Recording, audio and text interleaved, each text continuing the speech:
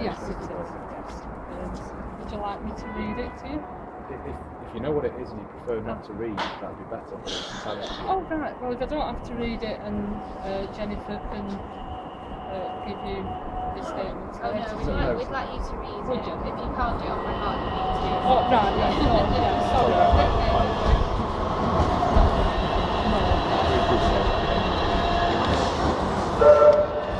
When Nigel had his accident at work, which led to his death. We want to hear what you've got to say. We'd rather not know which one. When Nigel had his accident at work, which led to his death, I felt as if my whole world had collapsed. He was my best friend, as well as my husband, a father and a grandfather. We did everything together. Like every other middle-aged couple, we talked about the future. Looked forward to his retirement and had plans to tour Europe when he did so. Nigel was a hard-working man and believed in an honest day's work for an honest day's pay. It has been very difficult for myself and the two children who were at home after the accident, as Nigel was the main breadwinner. We have since had to move out of the family home to a small flat as I just couldn't afford the upkeep of the house anymore. I still wake up most mornings crying. I have been taking antidepressants now for about 12 months.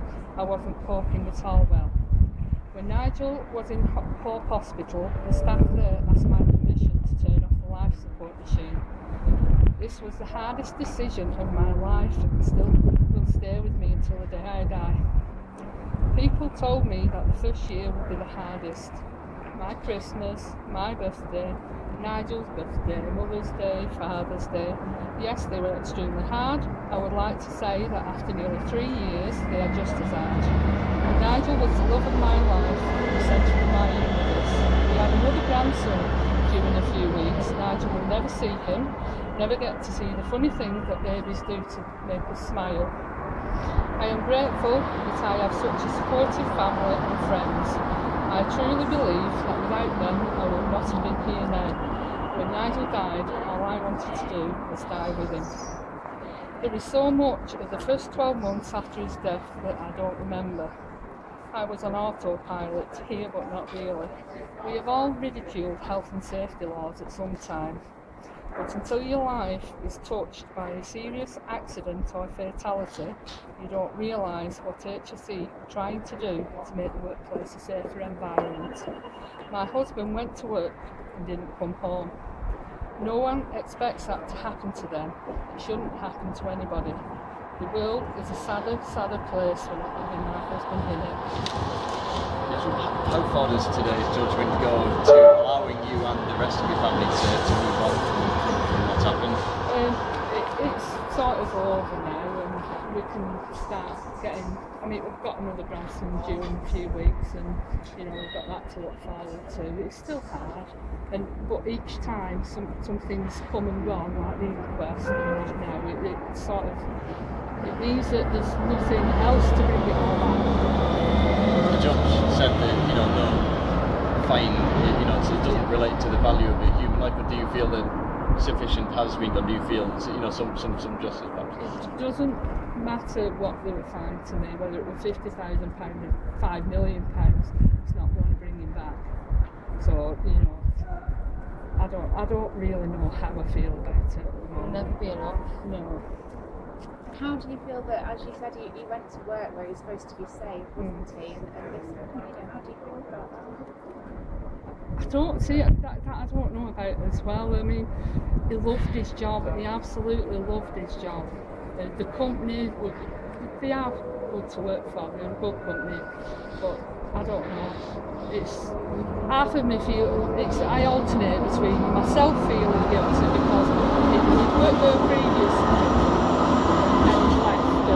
He'd gone back to work there and it was, as we were passing one day, he was looking for a job and just said, why don't you pop in and see if they've got any vacancies, you know, and then 2 weeks later he's working back at Reynolds. So part of me feels guilty for telling him to go back, and then, you know, some days I might blame Nigel for putting himself in that situation, and then other days I might blame the company. So I alternate, I go through different phases. So you expect someone to be safe at work? Yes, you do. You do. You don't expect to. No, you don't expect it to happen to anybody. And when it happens to yourself, you just I don't know, I'm just blank. I know you've read from the statement. Would you mind, in your own words, just summing up what you and your family will miss most about your husband?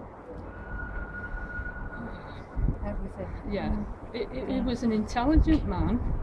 He loved to learn. He was 47 years old and he didn't stop learning. If there was something he didn't know about, he learnt about it. He just soaked up knowledge like a sponge. I'll miss having an intelligent conversation with somebody. The kids obviously miss a father figure. He used to help them with things that they didn't know about. And, you know, Ethan will miss watching Tom and Jerry with him, you know, on his lap.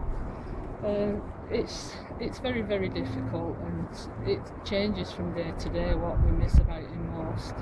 Just tell us again in your own words how this all affected you, because you talked about your house, you know, it's your family, your house, all sorts of things, isn't it? Just tell us again how it's affected you. It was very difficult. We'd actually moved into what we considered our dream home, and it was privately rented, but it was a lovely place and we really, really liked it. And my landlord, after Nigel died, was so good with me, and instead of putting my rent up, he actually put it down, you know, just so that I could stay there to help me financially. But it was a big house and it was too much for me to afford.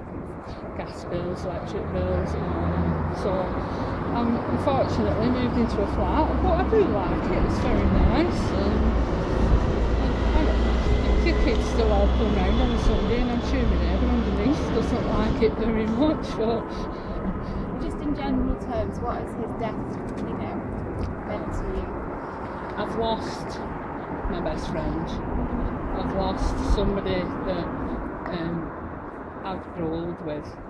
I never ever been with anybody that I'd ever felt that I wanted to grow old with before Nigel. I've known him since I was 6 years old. And, you know, you date as teenagers, and then you go in separate ways, and then, you know, we somehow managed to find each other again. And you'd only been married that long? We've been together 10 years, but we've been married for just over 12 months. How do you explain to the children that their father's he's not been knocked over by a car, he hasn't become ill, he's gone to work one day and he's simply not come back? It was easy to explain to our children because they were older. I mean, Ethan didn't really understand, our grandson. I mean, Robin was 15 when it happened, so, you know, it was easier for us to see him, so yeah. Well, he did actually die straight away, so we did spend a day with him at Rochdale before we went home. What's one other thing? I mean, it seems, certainly from the way I interpreted it, that really the issue here for the employer was that they'd started to build something that they'd not built before. So effectively, nobody had looked at the safety of how you move this thing. It's a very heavy object, which we're putting together, but nobody had thought how to move it. Does that not, in all of this, seem to you absolutely crazy? I don't know. To me it does, yes, but, you know, I think they were doing a job, you know, and they thought they could do the job. So I don't know. I don't know who's at fault and who's to blame or anything. So You just stay all the way on.